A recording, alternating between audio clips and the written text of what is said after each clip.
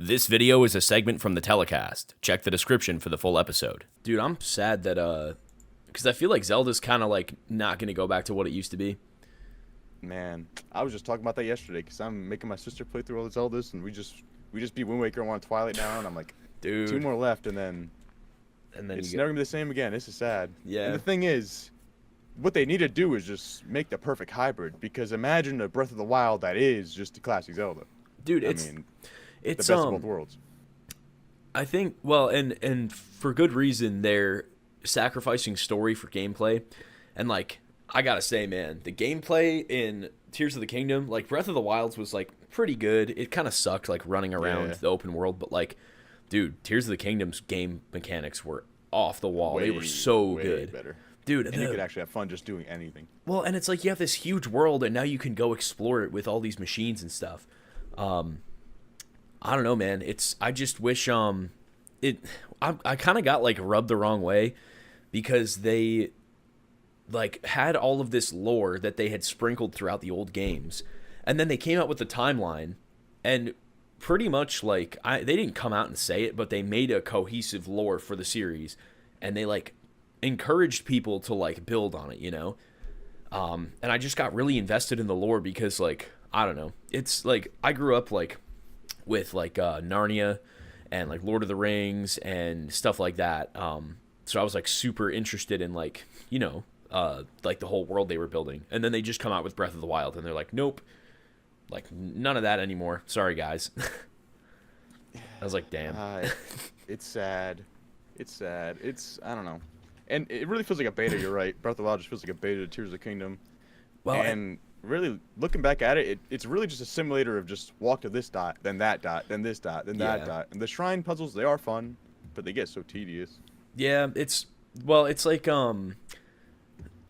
there are like a few repeats that I wish they had like original ones for. And like I don't know, I just wish I mean, to be fair, the old Zelda games did have Navi saying like, "Hey, like you should probably go see this thing," and it's like, "Get out of here." Like I feel like a big part of Zelda is like you know where you should be. Like the whole meme of like, Link, shouldn't you be saving Zelda right now and not like smashing 99 pots in under 30 seconds or whatever? Yeah. Like I feel like a big part of this series is that.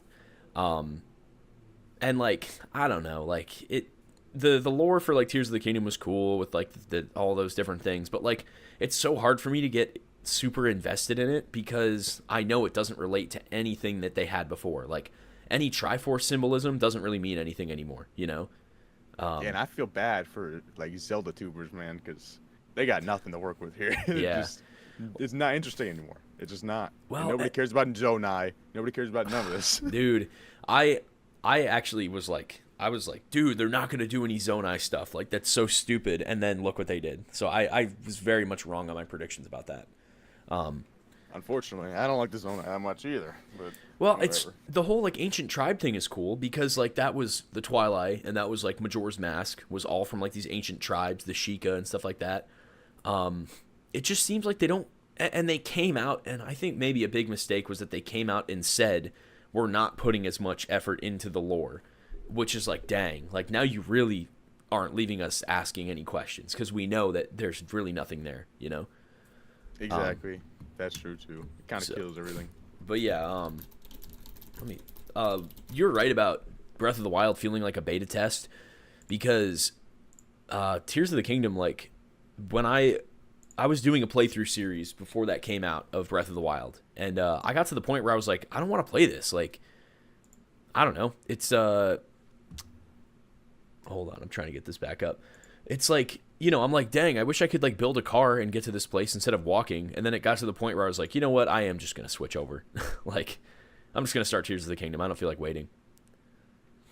It's like, yeah, I don't know. It just feels like boring now. It's the abilities. They're not that fun. Oh, yeah. That's the thing. I don't think I'm ever going to like go back and seriously play Breath of the Wild unless it's like 10 years down the line and I want to do like a back-to-back. But like, dude, the abilities in Tears of the Kingdom, the Ascend is crazy. Like, these are the world exploration abilities that should have been in the original game, and then they added all of the Zonai equipment on top of that, you know? Yeah. the stuff falling from the sky that you could reverse and climb back up. This game is so All fun, the abilities dude. are sick. All the abilities are sick. Oh man. Yeah, and the dungeons were good. Like, they weren't over the top amazing dungeons. They get better. Yeah, but it's definitely multiple steps in the right direction. Dude, the hover I can see bike. this becoming the hybrid that I dream of one day in a couple more games. But didn't they say they're like done with the whole Breath of the Wild kind of format? I don't know. I don't know. I forget what they said. Well, if you know Nintendo, they're going to take things in a completely wacky, crazy direction with the next game. So who knows what we're looking at. Yeah. I think the movie's going to be a lot to go off of, because really the series is kind of like undefined right now. Because you have a lot of these like old fans who are still, Green Cap, Master Sword, Triforce of Courage, crazy, Right. like. And then you have the new people who, they're used to Link with the blue on, and they've played it on the Switch, and they're used to like this kind of like glossy, cel-shaded look to the series. This movie is really going to do a lot, because if it is live action, are they going to go for like a lighthearted, fun adventure, or are they going to go for like, because they could do a few things. They could make it like a kids movie where they keep things pretty lighthearted. They could go kind of like a Lord of the Rings approach where there is like violence and death, but it's also fun and like whimsical. Or they could just go completely like dark and gritty, which I don't think they're going to do. Yeah, unfortunately. That'd be cool to see, but they're not. But like, I mean, I feel like they haven't shied away from edginess in like Zelda before. And also looking at like the shonen genre in general, like they're, it's not afraid to kind of get a little bit gritty. Like Majora's Mask is like kind of an extreme example, but like Shadow Temple. Yeah, Shadow Temple with all the blood and stuff like that. And another thing is that they have adjusted that stuff for international audiences. Like they've gotten rid of blood and replaced it with like puke for Ganon. Yep, the green. Yeah. Yep. I got the original copy though, baby. Dude, got me that too. Blood. I got the Muslim chant in the And Fire the music Temple. for the Fire Temple. Yeah, dude. That's crazy that they did that. But like that's cool, and it's like, I don't know, man. It's something about the series has always just felt like a little edgy. Like a little bit, I don't know. I just hope they take kind of like a Lord of the Rings approach and go into like, get a little bit more talk about like the politics of it a little bit. Just flesh out the world, I don't want it to just be like a cash in, Yeah. I wonder what the length's going to be. That'll definitely determine how that's going to play out. The kid playing Link is he's like a young kid. Also, I mean the length of the movie. Oh, the length. I wonder, because like if it's like an hour and 30, that's not happening. But like if it's 2 hours, 30, maybe we get some flesh out. Well, let's see. Mario movie length. What do we have for that? 92 minutes. That's also animation though, so who knows really? Yeah, well, what's the audience for this? They got to know that the Mario audience is not the same as the Zelda audience. Like, you would think, right? But it's like, yeah. I think I have the night light on for my computer. I'm going to turn this off. There we go. Now things are a little bit brighter. I don't know if that was coming through on stream or not, but no, it actually wasn't. No, it doesn't seem like it. Sweet. Well, yeah, 92 minutes. You can tell they were probably trying to cut it down to 90 minutes. Do we have any idea of the Zelda movie length? So it's about hour 30, yeah. Not Reddit. Get out of here. Zelda movie. The Legend of Zelda. It will definitely make me happy if it's like 2 hours. Also, I asked my girlfriend, shout out to Grace, about the Maze Runner movies. And she said that those were good and that it was like, good stuff. And the guy one of the writers and directors, I believe, from the Maze Runner is going to be doing it. So. Oh yeah, I did hear that. Yeah, I have seen the first Maze Runner. It's pretty good. But that's another thing is that this kid, Benjamin Evan Ainsworth, how old is this kid? Because he's young, like, He definitely seems like he'd be Link for sure. It's good casting. He looks the part. Oh my gosh, he was born in 2008. Oh no. Wow, look at that. We're unks. That's what I'm saying, dude. 2008 was my age minus 5, so he's 18. Okay, so he's 18. Yeah, he's there. He's an adult. And then what about Zelda? Bo Bragson. She doesn't have any information. So this is both of their debuts, I guess. They could that's be. What we needed. We needed fresh actors, or at least pretty much fresh. So they could unknown be, actors.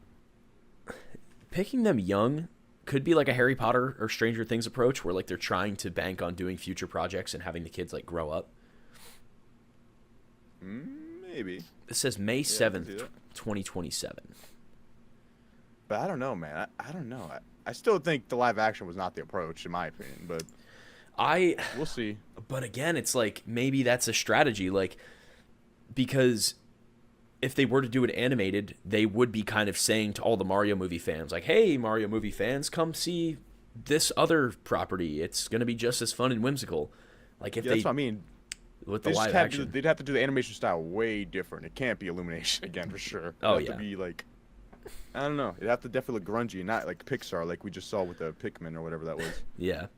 Well, and like who knows what their strategy is, because they could be putting that Pikmin thing out again to like distinguish their live action from their animated stuff.